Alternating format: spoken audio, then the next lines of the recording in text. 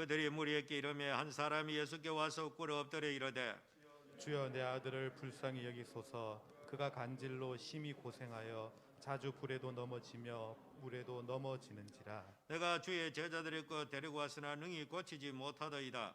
예수께서 대답하여 이르시되 믿음이 없고 패역한 세대여, 내가 얼마나 너희와 함께 있으며 얼마나 너희에게 참으리요. 그를 이리로 데려오라 하시니라. 예수께서 꾸짖으시니 귀신이 나가고 아이가 그때부터 나으니라. 이때 제자들이 조용히 예수께 나와 이르되 우리는 어찌하여 쫓아내지 못하였나이까. 여기 봅니다. 이러시되 너희 믿음이 적은 까닭이니라. 진실로 너희에게 이르노니 만일 너희 믿음이 게다시 할 만한 것만 있어도 이 산을 명하여 여기서 저기로 옮기지라 하면 옮겨질 것이요 또 너희가 못할 것이 없느니라. 아멘. 오늘 말씀은 상당히 좀 깊이 생각해야 될 그런 본문입니다. 믿음이라는 주제로 오늘 말씀을 전하겠는데, 과연 우리가 생각하는 믿음이란 무엇일까 한번 깊이 생각하면서 참된 믿음의 소유자가 되어질 수 있도록 그렇게 은혜와 축복이 많은 시간 되기를 바랍니다. 오늘 말씀이 있기 전에 지난 주일날 우리는 변화산에 올라갔던 예수님의 그 세 제자들의 이야기를 말씀을 생각했습니다. 베드로와 요한, 야고보, 나머지 9 제자들은 그 변화산 밑에 헬몬산이라고 말하는 그 산 높은 데 올라가서 예수님께서 기도하는 가운데 아주 휘황찬란한 모습으로 변형이 되시죠. 이때까지 보지 못한 엄청난 놀라운 충격적인 그런 모습을 본 이 베드로, 자기도 모르는 가운데 황홀경에 빠져서 주여 여기 있는 것이 좋습니다. 여기서 내가 초막을 셋을 지을 테니까 하나는 선생님을 위해서, 하나는 엘리야를 위해서, 하나는 모세를 위해서 내가 그렇게 하겠습니다. 그럴 때 우리 예수님께서 그 말을 들으시고 아직까지 그들에게 이제 제자 베드로에게 보는 그 상황은 다름 아니라 엘리야와 모세와 예수님이 변화된 모습으로 앞으로 장차 예루살렘에 올라가서 고난당하실, 십자가 지실 일에 대해서 그 대화하는 모습을 제자들이 보게 된 것입니다. 그래 이제 제자 베드로가 그렇게 말하니까 하늘에서 음성이 들려오기를 이는 내 사랑하는 아들이요 내 기뻐하는 자라. 너희는 저의 말을 들으라. 그러면서 이제 또 구름이 이 엘리야와 모세를 딱 가려버리고 정신을 차려서 보니까 오직 예수 외에는 보이지 않더라 하는 것이 변화산에 일어났던 사건의 스토리입니다. 다시 말하면 엘리야가 아무리 위대하고 아무리 탁월해도, 모세가 아무리 위대해도 예수님과는 비교할 수가 없는 것입니다. 유대인들은 곧잘 예수님 초대교회는 말이죠, 이 오랫동안 율법주의에 빠져가지고 모세가 받은 율법이 모세가 최고로 그리 보고 오히려 예수님을 교회조차도, 그 당시 초기 교회, 유대인 중심의 교회조차도 복음을 받아들이기보다는 복음과 율법을 융합해가지고 아직까지 모세의 그 율법은 여전히 절대적인 것으로 생각하고 오히려 예수 그리스도의 복음을 상대적인 것으로 평가해가지고, 그래서 초대교회 유명한 이단인 할례당 같은 생겨가지고 너희들이 비록 예수를 믿을지라도 우리 모세가 제정한 이 할례를 받지 않으면 널 결단코 구원받지 못한다. 이래가지고 초대 기독교 바울과 같은 오직 예수로만 구원받는 이 도를 전하는 사람들에게 엄청난 핍박을 가했던 것입니다. 오늘 이 성경에도 모세와 엘리야 그들이 주인공이 될 수가 없고 우리의 구원 사역에 있어서 오직 예수 외에는 없다는 것입니다. 오늘 우리 그리스도인들은 정말 오직 예수로 살아가는 그런 성도가 되기를 축복합니다. 자, 그래서 이제 그 장면이 바뀌어지고 베드로는 이제 산 밑에 생각하니까 머리가 또 아프겠죠. 내려가면은 반대자들 와서 핍박할 것이고 이런저런 걱정거리 많은데 이 놀라운 하늘의 신령한 광경을 바라보고 여기 있는 것이 좋습니다. 여기가 마치 천국처럼 느껴진다는 거지요. 과거에 시골에서 부흥회할 때 말이죠, 제가 어릴 때 부흥회 어른들하고 많이 찾아가면 그때는 겨울에는 갈 데가 없으니까 겨울 되면 일주일간 교회에서 부흥회를 했죠. 그때는 뭐 춥고 배고픈 시절 아니겠습니까? 겨울에 주로 하는데 겨울에 이제 난로를 펴놓고 어른들 아이들 할 것 없이 온 동네가 기독교인 마을이니까 외부에서 강사 목사님들이 와서 설교하면 어떻게 그렇게 재미있는지, 말씀이 그냥 막 물송이처럼 어렸지만 그렇게 꽉꽉 참석하고 은혜를 받았는데 어른들도 이제 세상에서 막 시달리고 농사에 시달리다가 겨울에 또 매일매일 이 겨울이라도 나무하러 가야 되고 이렇게 저렇게 하다 보면 막 피곤해 지쳐 있다가 교회에서 부흥회를 하고 나면은 막 찬송 부르고 영적으로 가면 마치 천국에 있는 것 같아. 그때 그 기쁨은 매일 부흥회 계속했으면 좋겠다. 집에 가면 또 돈 걱정거리 뭐 이런저런 가가지고 막 그래서 계속해서 이 상태로 살았으면 좋겠다 그런 생각이 들 때가 있어. 어린 마음이지만 오늘 예수님의 제자들이 산에서 황홀경을 바라보면서 이야 여기는 참 좋겠다. 내려가면은 고민거리 많고 걱정거리 많고 반대들 노상 예수님 죽이려고 하고. 그러나 어디까지나 성도는 감정에 매여서 황홀경에 빠져 있을 수가 없습니다. 우리가 이 세상 모든 순례의 길을 마칠 때까지는 어디까지 현실 앞에 직면하며 살아야 되는 것입니다. 은혜 받는 것도 좋고 그 상태 좋지만 예락 그 상태로 계속해서 있을 수는 없는 것입니다. 그 상태를 계속하기 위해서 그렇게 하는 것이 바로 이단들 같은 그런 집단이 되어가지고 맨날 산에 모여 자기들끼리 모여가지고 이상하게 그런 교리를 가지고 하다가 오만 가지 반사회적인 그런 일이 일어나고 마는 것입니다. 오늘 그리스도인들은 교회 생활도 철저히 하고 예배 생활을 잘해야 되겠지만은 그러나 우리의 삶의 중심의 그 모든 것은 세상입니다. 내려가야 돼. 그래 예수님의 제자들과 더불어 예수님이 사는 밑에 내려옵니다. 내려오니까 역시 마찬가지로 또 놀라운 상황이 직면하게 되는 것입니다. 예수님 내려오자마자 어떤 사람이 예수님께 와서 꿇어 엎드리면서 이렇게 말합니다. 오늘 한 사람이 예수께 와서 꿇어 엎드려 이르되 주여 내 아들을 불쌍히 여기소서. 그가 간질로 심히 고생하며 자주 불에도 넘어지며 물에도 넘어집니다. 여러분 기가 막히지 않겠습니까? 간질이란 병 어릴 때 우리 주일학교 다닐 때에 저보다 한 2살 아래 우리 후배 중에서 이제 간질 앓는 아이가 있었습니다. 옛날에는 마룻바닥에 그냥 앉아가지고 유초동부에서 예배를 드렸지요. 한 100여 명쯤 되는 때 많았습니다. 그때는. 그런데 그 간질병 걸린 그 아이가 가끔 가다가 예배 드리다가 도적의 뒤로 넘어져가지고 막 경련을 일으키고 어릴 때 무섭죠. 일단 끔찍스럽죠. 바로 이것이 간질입니다. 간질은 일반적 정신병과는 좀 다릅니다. 그게. 그 뇌에 이상이 생겨가지고 발생하는 그런 무슨 당뇨병이다 이런 병처럼 그런 상태의 병입니다. 그게 현대의학으로도 참 힘드는 병이 바로 그런 병 아니겠습니까?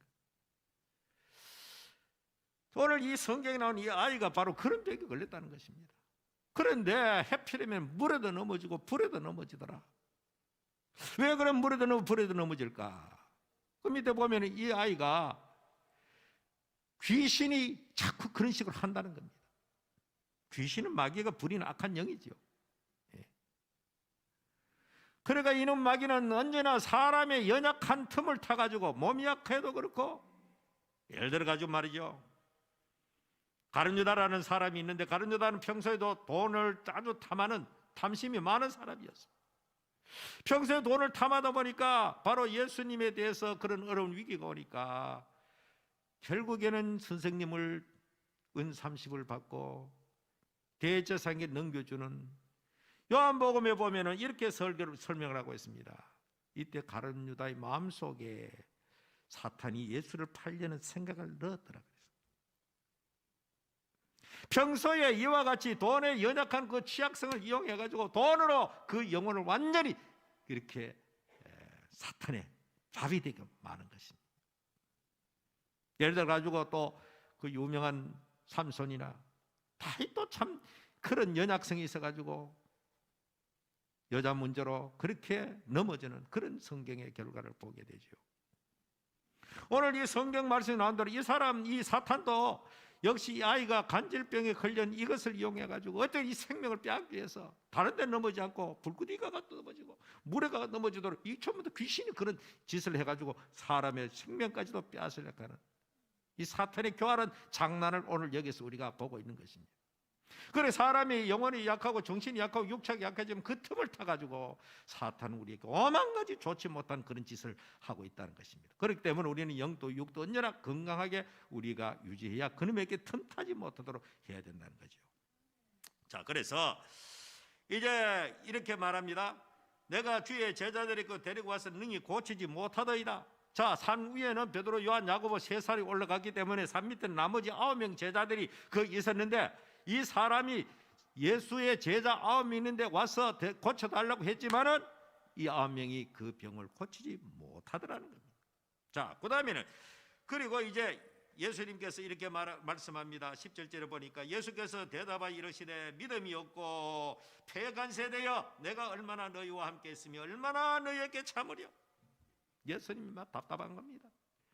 이제 예수님 멀리 알아가지고 십자가 지시고 부활하시고 하늘로 원래 계신 승천하시는데 그러자면 그동안 교육시킨 이 제자들이 그 모든 일을 하면서 이 땅 위에 교회를 돌보고 양들을 돌보고 해야 되는데 예수님의 마음이 너무나 답답한 것입니다. 언제까지 내가 너희들을 참고 그렇게 해야 되겠느냐. 군대 가가지고 이제 논산훈련소 교육을 6주간 우리 그때 받았는데 마칠 때면은 막 높은 사람들은 검열을 하고 통과를 해야 되기 때문에 막 지휘관들 또 그 당시 조교들 그 검열하기 전에 막 훈련시킵니다. 졸업할 때는 다 됐는데 아직까지 제대로 못하면 막 성들 내가지고 막 기합을 주고 막 그래. 예수님도 이제 마지막으로 이제 제자들 그만큼 훈련시켰으면 이제쯤 되면은 이 정도 믿음이 있겠나 그렇게 생각했는데 아직까지 그들은 역시 여전하게 믿음이 없는 상태로 전락에 있다는 것입니다. 여러분, 이에 앞서서 예수님께서 그 제자들에게 한 번은 귀신을 쫓아내고 병 고치는 능력을 그들에게 주셔가지고 그들 나가면 동네 나가서 복음을 전하도록 하신 적이 있습니다. 그렇죠? 둘씩 짝을 지어가지고 온 동네 다니면서 복음을 전하고 너희들이 귀신 보면 귀신도 쫓아내고 병자가 있으면 병자를 쫓아내라. 이때까지 그들은 실제적으로 한 번도 해본 적이 없고 선생님이 하는 거 구경만 했습니다. 그러자 예수님의 말씀을 듣고 나가서 동네만 다니면서 복음을 전하다가 암병 있으면 손을 얹으니까 벌떡 나와버리고 귀신 있으면 예수 이름으로 그렇게 쫓아내기도 하고 자, 그렇게 너무너무 신이 났죠 그들이. 여러분 그렇다면 안 그렇겠습니까? 야, 이때가 선생님 하는 거 보기만 했는데 우리가 직접 병자를 고치고 얼마나 그 마음속에 그런 게 있겠습니까? 그래가지고 전도 여행을 마치고 전부 다 보고하기 다 모여듭니다. 모여들면서 이제 둘씩 보냈으니까 팀으로 보냈으니까 돌아왔어. 이야, 우리는 어느 동네 가서 안전병을 일으켜서 우리는 암병을 고쳐서 귀신을 쫓아내서 막 들떠가지고 자랑하면서 예수님께 오고 있습니다. 그때 예수님께서 그들을 향하여 어떤 말씀을 하신가 하면은 그 유명한 말씀을 하시죠. 귀신이 쫓겨나가고 병든 자 고쳐졌느냐? 그러나 그것으로 너희들이 기뻐할 일이 아니야. 진짜 너희들이 기뻐할 일은 너희 이름이 하늘나라 생명록에 기록된 그것으로 기뻐하라.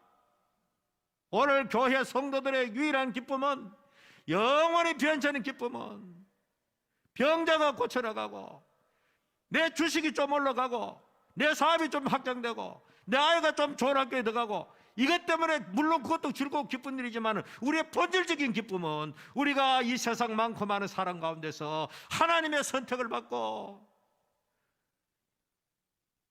주홍같이 붉은 죄가 주의 보혈의 피로 깨끗함을 받고 하나님의 자녀가 되어서 영원한 천국에 이름이 기록된 그것으로 영원히 기뻐할 수 있는 성도가 진정한 성도인 것입니다.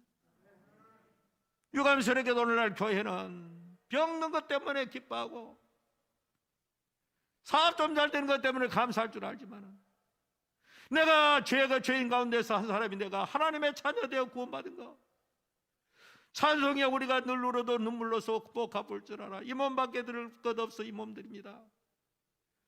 정말 우리 날마다 십자가 은혜로 말미암아 구원받은 이 사실 때문에 구원받은 것 때문에 여러분 세상 밖에 나가 보십시오. 얼마나 유능하고 똑똑하고 잘나고 윤리 도덕적으로도 선한 사람이 얼마나 많은가.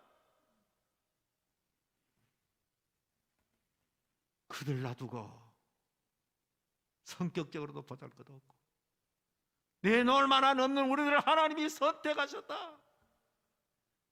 바울이 고백했던 것처럼 내가 죄인 중에 괴수라, 죄인 중에 괴수 같은 나를 사도로 하나님이 내게 직분을 주셨으니 얼마나 그 직분에 충성하며 일생을 살았겠습니까? 그래서 이제 예수님께서 그 당시에 제자들 너무너무나 딱한 것입니다. 어째서 너희들 아직까지도 그런 믿음이 없느냐? 그래서 그 아이를 데려오라 하시고 예수님께서 능력으로 치료해 주시고 고쳐 주셨습니다. 그러니까 이 제자들이 이렇게 묻습니다. 선생님, 어찌하여 우리는 쫓아내지 못했습니까? 왜 우리는 안 됐습니까? 그런데 예수님께서 너희 믿음이 작은 까닭이니라. 나 제자들이 생각하기를 며칠 전에 우리가 주님 말씀대로 해가지고 병자도 고치고 귀신을 쫓아냈는데 왜 오늘 여기 안 되느냐 이 말이에요. 그런데 똑같은 사건의 내용 가지고 마가복음에서는 이때 이 일에 대해서 예수님께서 마지막에 여기는 믿음이 적은 연고라 했는데 마가복음에는 기도 외에는 이런 종류가 나는 법이 없다. 그러니까 여기는 믿음이 없어 그렇고 거기는 기도하지 않아서 그렇다 그렇게 되어 있거든요. 그럼 똑같은 이야기입니다. 기도하지 않았기 때문에 믿음이 없는 것이 곧 기도하지 않는 것 똑같은 이야기로 사용되어졌다는 이야기입니다. 하루는 예수님께서 어느 날 이렇게 이제 기도에 대해서 교훈하신 유명한 이야기이지 않습니까? 어떤 과부가 있는데 억울한 일이 있어가지고 재판관에게 가가지고 이 재판관은 불의한 재판관이라 뇌물이나 먹고 그렇게 하는 재판관인데 이 과부가 매일 밤낮으로 그 재판관에게 찾아가서 억울합니다, 억울합니다. 이 억울함을 풀어주십시오. 그렇게 말할 때에 그 재판관이 귀찮아가지고라도 그 손을 들어줬다. 그런 말씀을 예수님이 한 적이 있습니다. 그러니까 기도의 간절성, 기도의 지속성, 끈질김 이런 것을 우리에게 교훈하시면서 그리고 그 마지막에 뭐라고 말하는가 하면 그게 중요합니다. 그러나 기도하면 응답이 되는데도 불구하고 그러나 인자가 세상에 올 때 세상에서 믿음을 보겠느냐? 인자가 올 때는 언제입니까? 마지막 때를 말합니다. 마지막 때 기도하는 사람이 있겠느냐? 다시 말하면 그것은 믿음과 동의어로 그때도 사용될 것입니다. 믿음이 없이는 기도하지 못한다는 이야기입니다. 오늘 현실 교회가 왜 힘이 없고 왜 무력하게 되느냐? 두말할 것도 없습니다. 믿음이 떨어져 가고 그것은 기도하지 않기 때문에 그런 현상이 발생하고 벌어진다.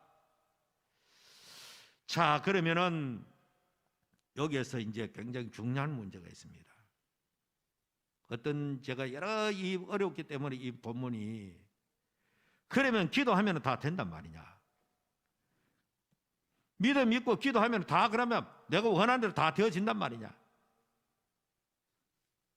굉장히 중요한 문제입니다.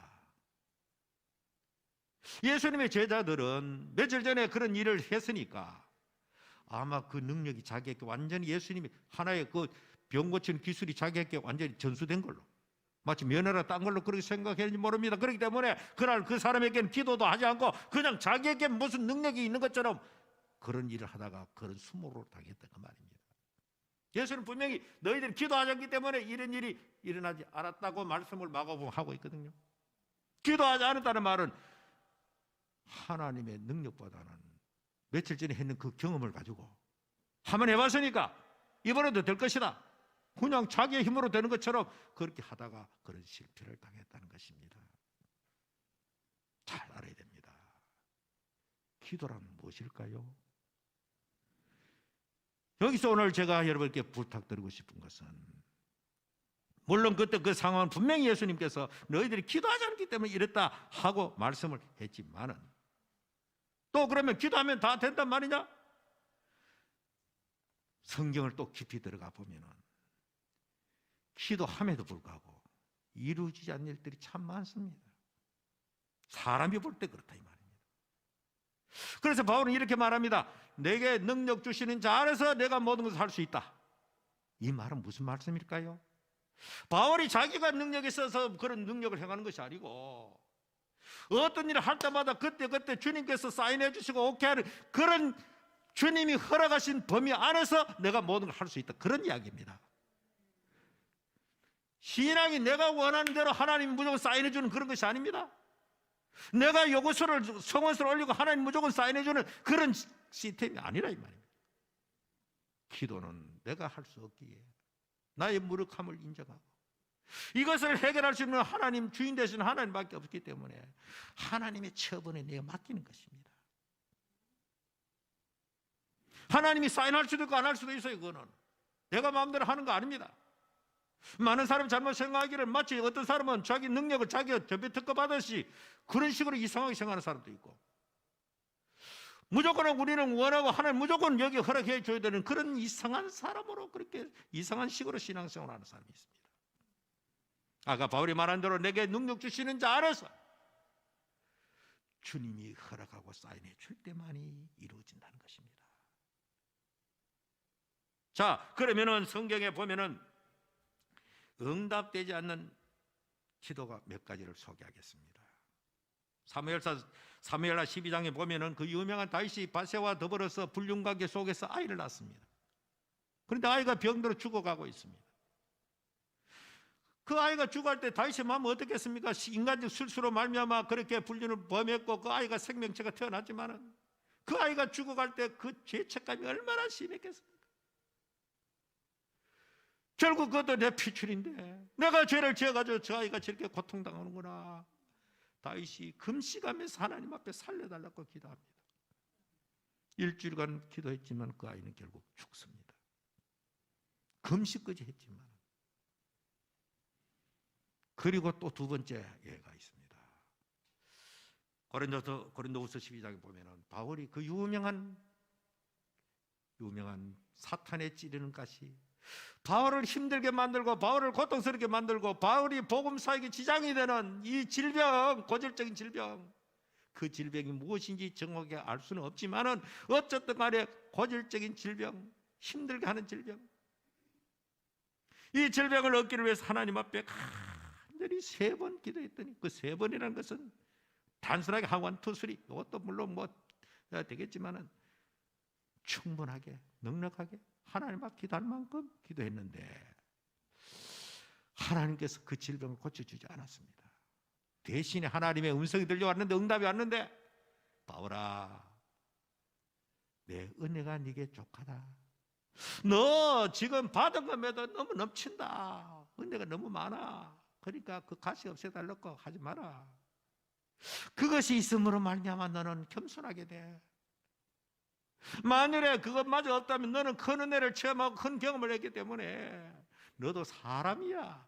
너도 교만할 수 있어. 너도 넘어질 수 있어. 그러니까 그 질병은 너를 넘어지지 않게 만드는 너에게 영적 백신과 같은 것이야. 교만하지 않게 만들고 겸손하게 만들고, 그렇게 됨으로 말미암아 하나님의 능력이 네 가운데 머물도록 만드는 그 역할하는 것이 바로 사탄에 찌르는 가시란다. 그래서 그 다음부터는 바울은 이렇게 말합니다. 나는 내가 약한 것들 위에는 자랑하지 않는다. 왜? 이 약한 것 때문에 하나님께서 나를 하여금 겸손하게 만들고, 그래서 하나님 내게 주신 능력이 따라가지 않고 계속 지속적으로 내게 능력이 머물기 때문에. 그러면 하나님께서 이 바울에게 기도 응답 안 했다고 하나님 뭐 잘못된 거 있습니까? 오히려 큰 은혜를 주셨다 그 말입니다. 예수님이 겟세마네 동산에서 그 유명한 겟세마네 기도가 있습니다. 할 수만 있거든 이 십자가의 쓴 잔이 내게서 패스되게 하옵소서. 내게서 지나가게 하옵소서. 핏방울이 되도록, 그렇게 예수님께서 땀이 핏방울이 되도록 겟세마네 기름 짜는 틀처럼 그렇게 기도했는데 하나님은 응답이 없습니다. 결과적으로 예수님께서 어떤 기도를 하게 됩니까? 그러나 내 뜻대로 마옵시고 아버지의 뜻대로 되기를 원합니다. 이것이 모든 기도의 결론입니다. 기도는 하나님의 뜻에 순종하기 위해서 하는 것이 기도입니다. 내가 원하는 거, 내가 요구하는 거, 그걸 무조건 하나님 일방적으로 도장찍어 줘야 됩니다. 이것이 아니고 나는 이거 이렇게 되었으면 좋겠습니다. 그러나 아버지의 뜻이 무엇입니까? 그것이 쓴산이라 할지라도 아버지의 뜻이라면 아멘하고 받을 수 있는 거. 그러나 문제는 하나님께서 우리에게 그런 걸 했다고 해가지고 지나놓고 보면 우리에게 얼마나 더 큰 은혜를 주신지 모릅니다. 요셉이 애굽으로 팔려갈 때 어린 나이 아닙니까? 그래도 부모로부터 신앙 교육을 받았지 않겠습니까? 얼마나 힘들고 두렵고 불안하고 가면서 기도하지 않았겠습니까? 그러나 하나님은 묵묵부답 애굽으로 팔려가고 종살이에 억울한 누명을 쓰고 감옥에 들어가게 됩니다. 참 실망하고 낙심할 만한 그런 상황이 있지만 요셉은 가는 곳마다 최선을 다한 결과 물론 하나님께서 어떤 섭리 속에 그렇게 되는 거지요. 자기가 그렇게 신앙생활을 하고 그렇게 믿음을 지키고 양심을 지켰다고 해가지고 자기가 나중에 앞으로 무슨 예굽의 총리가 된다 그런 꿈을 꿨겠습니까? 그냥 하루하루 현실 속에서 주어진 환경 속에서 감옥이면 감옥, 종이면 종, 거기서 최선을 다할 때 하나님께서 이래 관찰하시다가 꿈을 꾸게 하고 바로 이 꿈을 꾸게 하고 그 꿈을 해석과 동시에 감옥에서 총리가 되는 엄청난 놀라운 대역전 드라마를 쓴 거 여기까지 우리가 잘 알고 있는. 문제는 나중에 자기 형님들이 자기를 이제 찾아서 애굽으로 내려왔지 않습니까? 형님들이 나중에 자 저거 아버지 세상 떠나도 우리를 가만둘까? 겁이 나는 겁니다. 야곱이 아버지가 연세 많아가지고 지금 아버지 그 효자가 돼가지고 아버지 있을 때 우리 얘기 안 하는데 나중에 저거 둘까? 그 걱정하고 있을 때 이렇게 요셉이 뭐라고 말합니까? 형님들이 나를 이곳에 판 것 때문에 굉장히 염려하는 것 같은데 불안해할 필요 없습니다. 형님들이 나를 이곳에 보낸 것이 아니고 하나님께서 나를 이곳에 보내가지고 이 대흉년 기간 동안에 우리 가족들을 돌보기 위해서 하나님이 형님들보다 나를 한 걸음 먼저 보내었습니다. 지나놓고 보니까 그 모든 것이 하나님의 축복의 보답에 쌓이는 요셉의 일생이 걸어왔다는 사실을 알게 된 것입니다. 오늘 우리 성도들이 하나님 앞에 기도 많이 하고 당장 응답이 없다고 해가지고 낙심할 이유는 하나도 없습니다. 하나님은 자기를 찾는 자들에게 상 주신다는 것은 반드시 좋은 것으로 주신다는 것이거든요. 그 좋은 것이 금방은 눈에 보이지 않을 때가 있습니다. 어떨 때 하나님이 섭섭하게 생각될 때도 있습니다. 하나님이 왜 이러냐 싶을 때도 있습니다. 그러나 진정으로 낙심하지 아니하고 기도하는 성도, 진실로 믿음으로 살아가는 성도, 당장 현금은 주지 않지만은 하나님께서 더 크고 놀라운 은혜로 앞으로 우리에게 주신다는 것을 우리는 성경에서 알아야 되는 것입니다. 많은 사람들이 유치원 같은 그런 초보적인 믿음을 가지고 하나님이 그때 짝각 뭐 기도하면 짝각 들어주고 뭐 내가 헌신할 만큼 또 연반 만큼 또 하나님 내게 보상을 주고 이런 식으로 신앙생활하는 것이 우리 한국교회 거의 그런 모습을 하고 있으니까 조금만 어려움이 와도 이기지 못하고 낙심해버리고 도대체가 믿음 있는지 없는지 알 수 없는 그런 상태가 되어버리다는 것입니다. 우리는 그 유명한 다니엘의 세 친구처럼 그리 아니하실지라도 무화과 나무 열매가 없을지라도 우리는 내 하나님, 내 구원의 하나님을 인하여 기뻐하고 즐거워하는 그런 성도가 되기를 주의 이름으로 축원합니다. 그래야만이 우리는 끝까지 최후까지 이기고 승리할 수가 있는 진정한 하나님의 사람이 될 수가 있는 것입니다. 그래서 오늘 우리는 이 시간에 이 귀한 너희들에게 믿음이 겨자쌀 만큼 있더라도 이 산을 명해서 옮겨진다. 뭐 하나님이 믿음이 있다고 하나님 이 성경 말씀 믿습니다. 저 팔공산이 저 멀리 옮겨지게 하시옵소서. 뭐 이 기도 요 문자 그대로 적용한다고 가정합시다. 하나님이 할 수가 있지요. 천지 만물도 말씀으로 창조하신 하나님이 팔공산을 들어 저 바다에 빠뜨리면 평평한 평지가 되면은 확 트여가지고 얼마나 땅도 이용하면 좋겠습니까? 그 우리 하나님 그런 하나님이 아니지. 성경을 그런 식으로 봐서 안 되지. 예를 들어 가지고 예수님께서 비유 중에서 너희들 중에서 어? 남의 눈에 티는 보면서 티는 뭔지 아닙니까? 지 눈에 있는 들번을 보지 못하느냐 한 적이 있습니다. 이 과장법이지요. 들번은 저런 기둥 있지 않습니까? 저게 집에 기둥, 큰 기둥.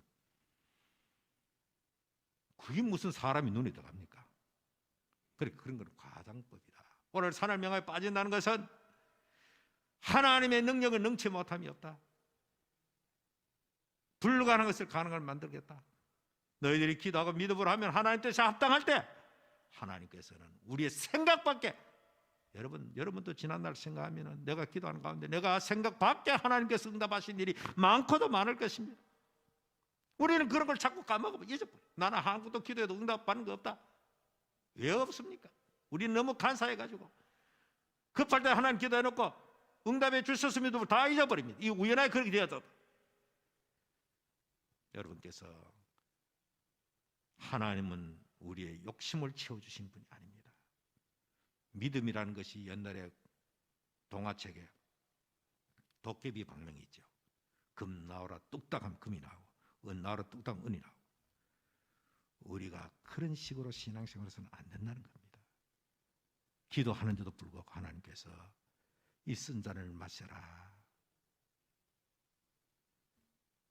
그 쓴 잔을 마실 때 하나님은 그 쓴 잔보다는 훨씬 더 놀라운 은혜를 우리에게 주심을 알아야 되는 것입니다.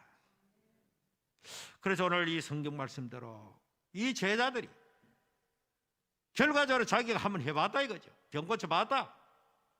내게 무슨 능력이 있고 능력 원천이 자기에게 있는 줄 알고 기도도 하지 않고 덤벙거렸다. 그럼 너희들 기도하지 않다 그러던 거야. 기도는 겸손하게 해야 됩니다. 하나님이 허락하는 것만 되는 것이지 내가 원한다고 되는 것이 아니라는 겁니다.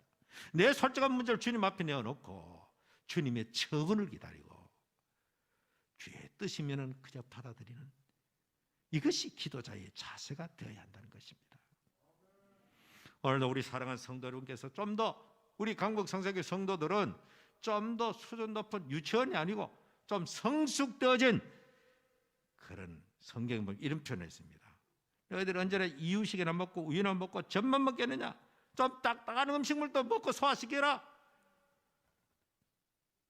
우리 가운데는 한 사람도 유치원 생활에서 머물러 있지 말고 이제 앞으로 딱딱한 것도 능히 소화시킬 수 있는, 주님의 우리에게 주시는 쓴 잔도 마실 수 있는 그런 차원 높고 수준 높고 환란이 와도 바람이 불어도 흔들림이 없는 우리 이름이 하늘나라 생명록에 기록된 그것으로 기쁨으로 말미암아 언제나 그 하나님을 바라보며 천국을 소망하며 살아가는 성도가 되기를 주의 이름으로 축원합니다. 살아계신 하나님, 오늘도 저들을 사랑하시고 오늘도 저들과 함께 하신 하나님, 오늘도 이 귀한 믿음을 통해서 하나님을 기쁘시게 하고 자기를 찾는 자들에게 좋은 것을 주신 하나님인 줄 알고, 우리는 당장 어떤 눈앞에 보이는 것이 없더라도 우리 하나님 반드시 좋으신 하나님이니 하나님께서 때가 되면 우리에게 생각 밖에 좋은 것으로 우리에게 주심을 알고, 당장 우리에게 쓰라림을 주실지라도 십자가의 쓴 잔이 내게 올지라도 받아 마실 수 있는 저희들 될 수 있도록 은혜를 내려 주시옵소서. 예수님 이름으로 기도하옵나이다.